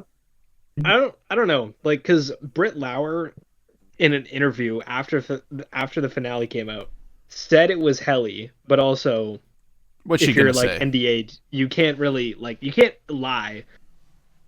But I do think I don't think she was lying. I saw this theory that kind of got me stimming, where somebody was like, imagine if Helena is the like Audi, and then they severed her and put Helly on the outside, or she like severed herself because she hated her outside life so much or something like that. And I was like, damn. What, like That's kind of cool. No, like she hated her outside life so much that she severed, but it was like I was scrolling through Reddit and it's just theories on theories, and it was like the real Helly is on the inside, but the fake one is the Audi or some shit like that. But I'm not sure how much that I makes see what sense. you're saying. it doesn't They're make saying- sense in the continuity, but it's a cool idea that like Yeah. maybe they figured out how to like control which is the innie and outie, and the outie is actually on the inside because her outside world fucking sucks, and she's got this sicko who likes to eat eggs on the outside that she doesn't want to be around. Oh, dude, what a fucking disgusting guy. I wish you That- would take them raw. What the fuck is wrong with you, you plastic that man? scene was horrible. That scene was so uncomfortable. He gives me pedo vibes, dude. If you scroll the As hard as they could subreddit- come. Yeah. If you scroll the Severance subreddit for like an hour, you'll see the most batshit fucking crazy theories ever, but then they start to sound like they make sense even when they're full of plot holes, and that's just cool shit. That's the fun of it. Yeah. But I do think it's Helly, and it's just like her saying like, because everyone knows that she's an Egan, so she was just like, we can never be together because of that, and that's why she was saying I'm her. Like, at my core, I'm an Egan. Mm-hmm. Yeah, she just didn't do anything specifically where I was like, yeah, that's Helena. She just was kind of acting like Helly, and I saw a Twitter post. It was like the end of the end of the finale, and then the caption was Helly was never cruel. And I was like, well, what was cruel about that though? Like she's in love with this guy. She was just standing there, like letting him choose between two people, and he chose She her. hit cute little Mr. Milchick. Huh? She hit Mr. Milchick. Yeah, That was cruel. Yeah, but She damaged his beautiful face. that's. I mean, he. His mustache was compromised. You're You're telling me that's fine? I'm a Milchick stan, so you're barking up the right tree, but I still wouldn't say that's like wrong. Like he works for Lumen, and they're oppressed, so that's allowed. But it just didn't strike me as being Helena. But I also understand why people think it is. Well, it's cool that you could go either way with it. Yeah, I think that's cool. It's cool that they're leaving it open-ended. But I think that the ending's definitely very good, and what you don't want is people to act out of character. And I feel like any Mark choosing Gemma over Helly would be out of character. That wouldn't really make any sense.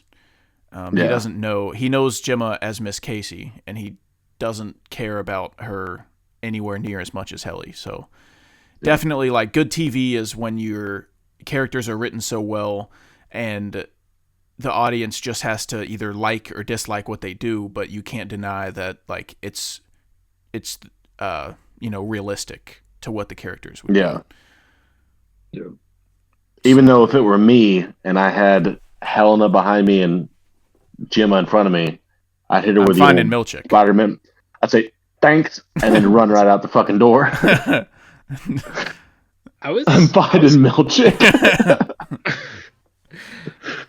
I was kind of surprised at how emotionally invested I was with Dylan's character, because he was always really fun to watch, and then I was like so locked in to his innie and outie with his wife, and like got straight up emotional about it. And I wasn't expecting that. Like when you were asking who's your favorite character, like I almost said Dylan just because, like, number one, him pushing that fucking vending machine in the finale was the most hell yeah moment ever. But you hear his little scream.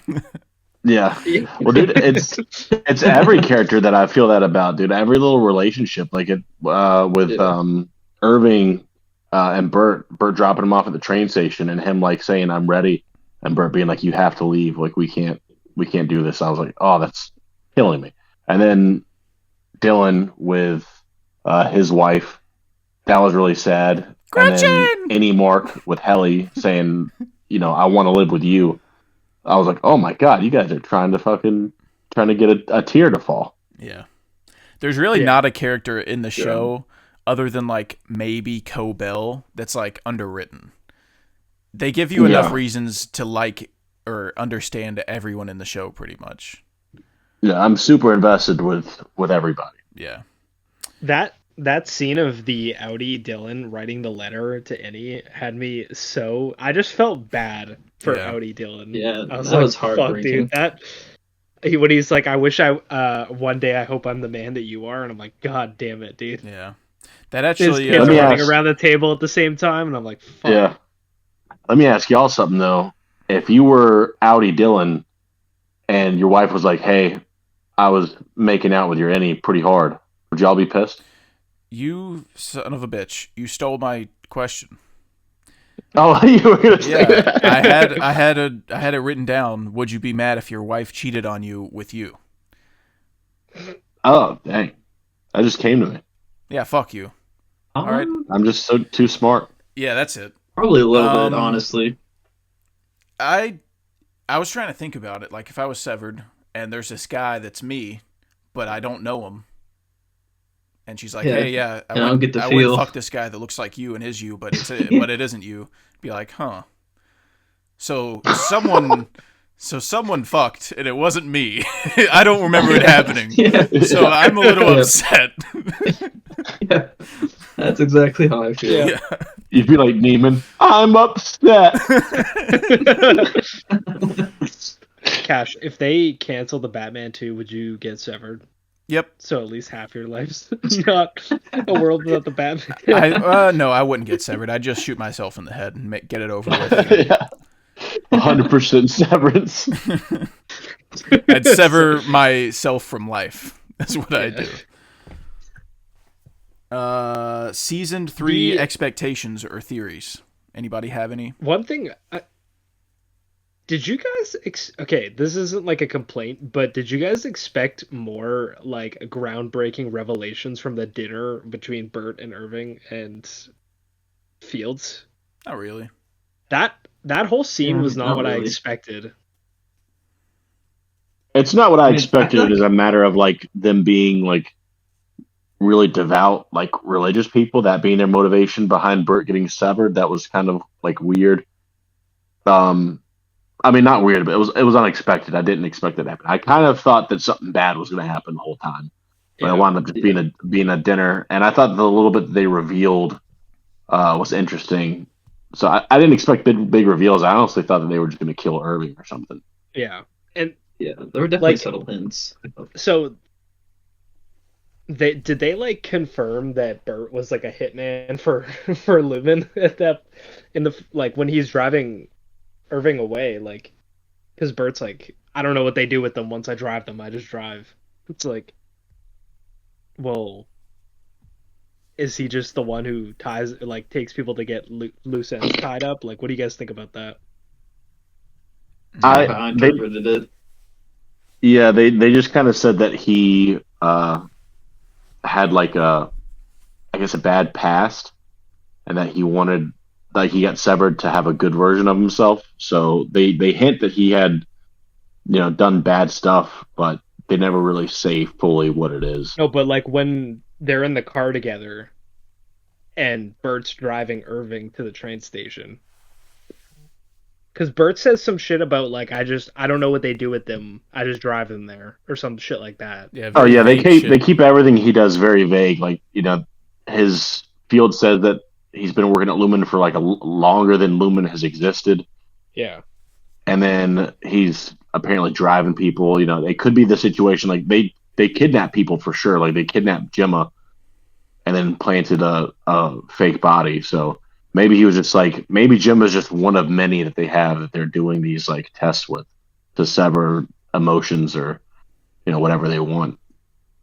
I don't know if this is one of your questions, Cash. I hope it's not because I don't want to get yelled at. But what do you guys think the other MDR people were working on?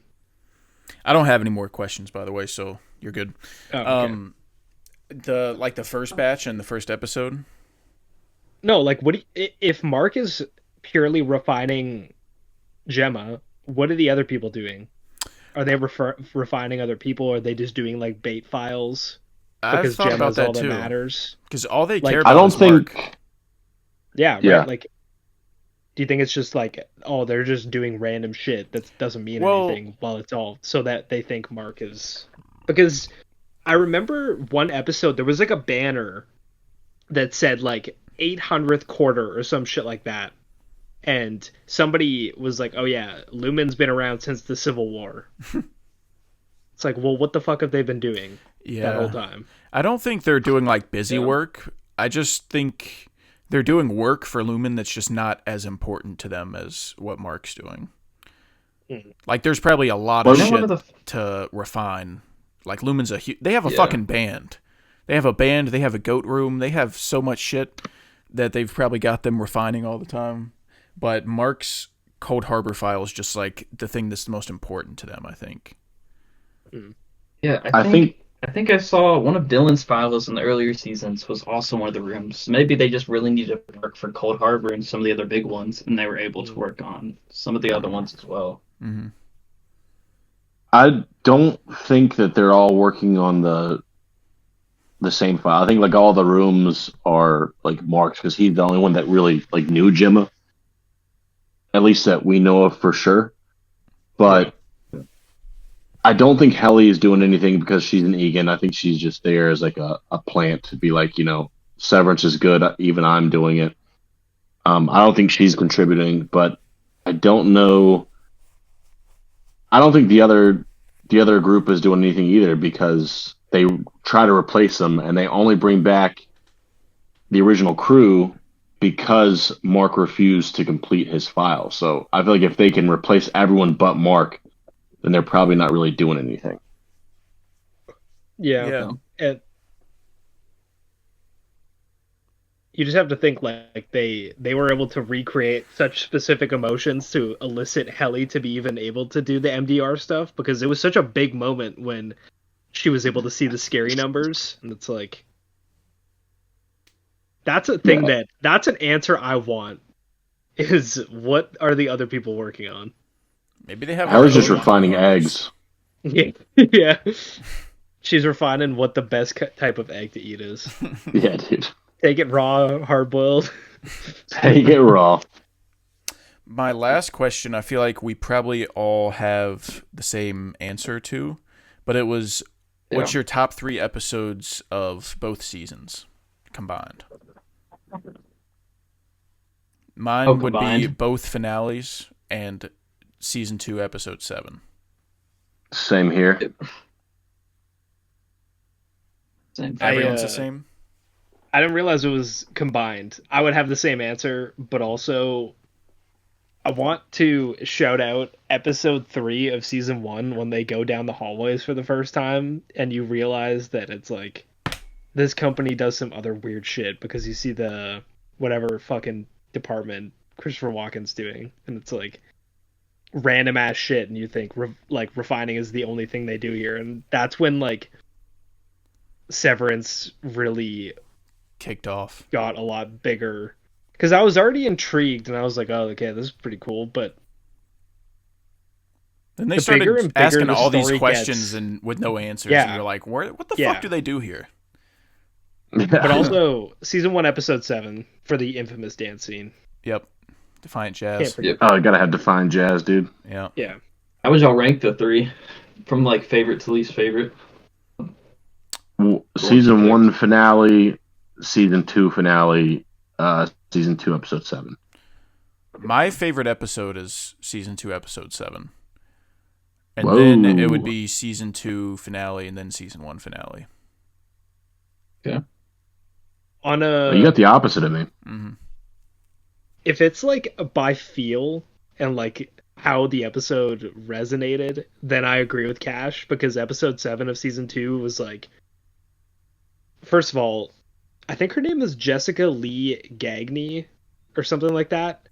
She's the like DP for the show. She directed that episode and first time. Visually it's fucking crazy, and it was her first time directing, and there was that tweet that got put out and it was like, we don't use CGI on Severance for this, like this shot was real, and it was the shot going through the desk through the cables into the that made me so fucking hard, dude. And I was like, how the fuck did they really do that? And that shit's just crazy, just to show the passion that goes into the production design for the show and the cinematography. But remember the time-lapse shot in the office with all the books? Oh, dude, it was so sick. Man. Yeah, that was fucking crazy. And shooting on film, just hard as a rock. But for the show overall, season 2, episode 10 is probably my favorite. And then I don't know. It's tough. I didn't rewatch this season 1, so I don't remember the rest of the finale besides like the whole ending bit. It's like I Mark's should've rewatched party, it. Rickon's book party, mixed Yeah. with Irving trying to find Bert, mixed with Mm, Dylan, like Yeah. holding open the two latches. Yeah, I remember that. Fuck bit. you, Mr. Milchick. That shit. Yeah. Yeah. Like episode 7, honestly, I would put it second. Yeah, it's so fucking good, and I think it does so much for the emotional core of the show and makes the finale of season 2 hit even harder. So yeah, I'd probably go season 2 finale, then episode 7, then season 1 finale. It's like episode 7's like some of the most substance in any episode combined with some of the most like incredible direction and cinematography in the show, and they put it in the same episode. Yeah. That's why it's my favorite. I'd probably go season 2 finale, season 1 finale, and then episode 7. Hell yeah. Did y'all notice that like the end of season 2 finale when Mark and Helly were running down the hallways, it kind of looked like it switched to film. Yeah. I think it was a pretty callback to like, because it was a freeze frame. Yeah. So it felt like a 60s like callback to when they used to do that. Yeah. Like in 500 Blows, and there were some other things that did it. Mm-hmm.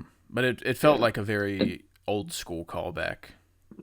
I don't know if you guys follow Ben Stiller on Twitter, but if you don't, you should, because this girl tweeted about that, Will, and she was like, it was so fucking sick how it switched to film at the end, and he commented, please DM me, Ben Stiller, and she freaked the fuck out.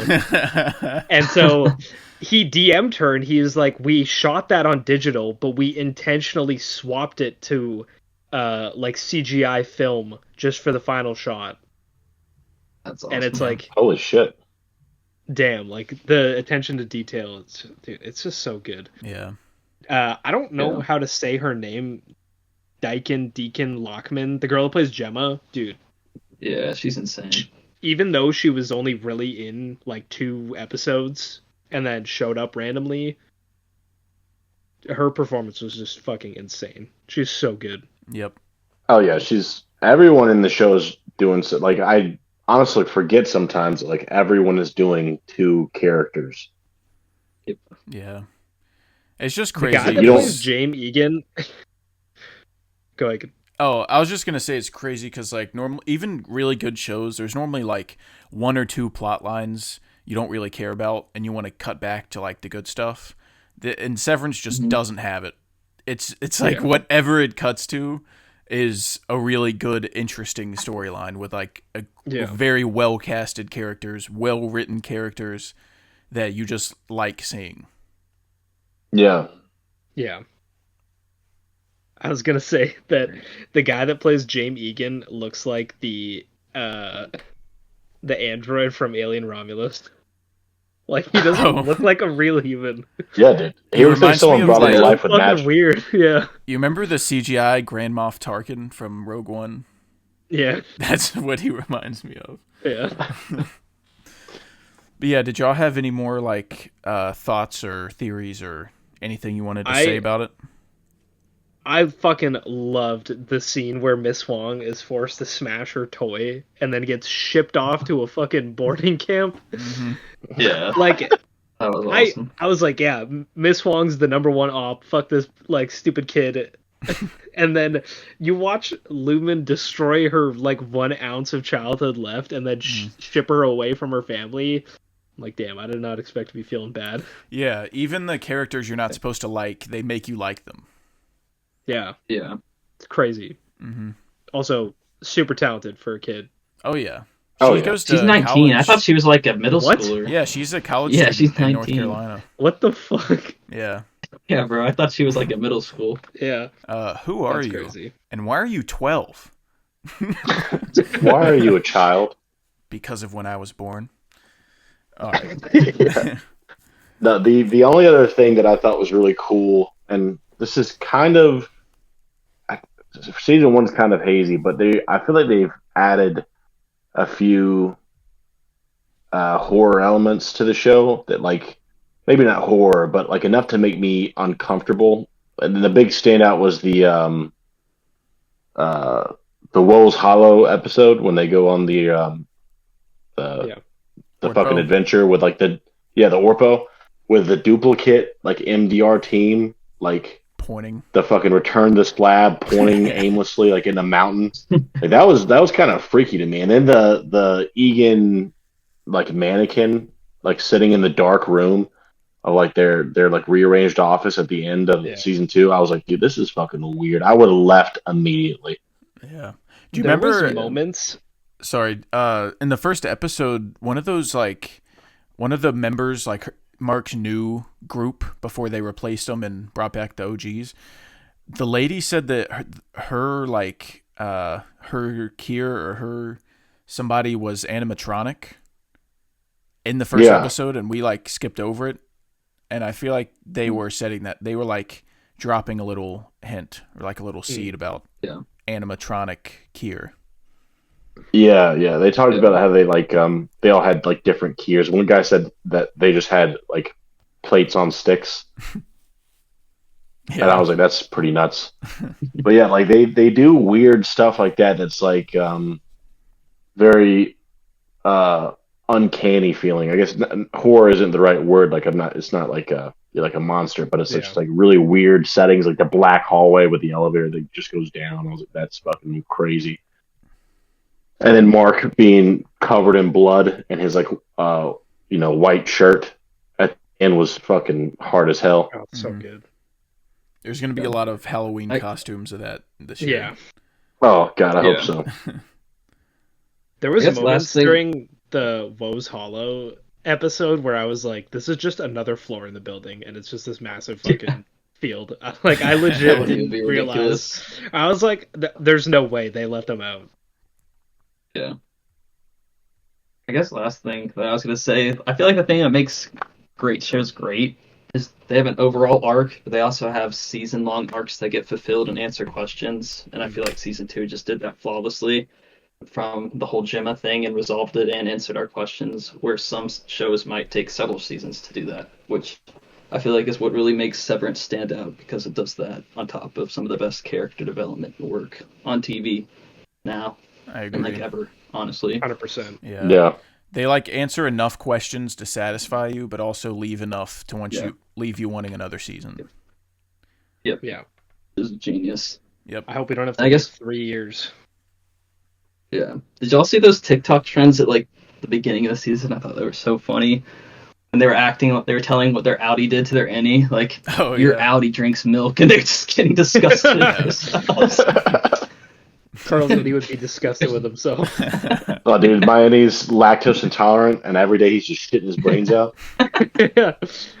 Your Audi made Age of Ultron the number 3 MCU movie. Dude, I'd kill myself. Like, you're fired. I'd see TikToks where it's like the backdrop's an elevator, and it's like when you smoke a fat ass joint right before you go into the elevator, and your innie is just fucked all day. What the fuck just happened, dude? Yeah. But yeah, I guess banger TV show. I guess that's it. Hell yeah. For this episode. We all really enjoyed Severance season 2. Thank you for my pals, Evan and Will, coming on.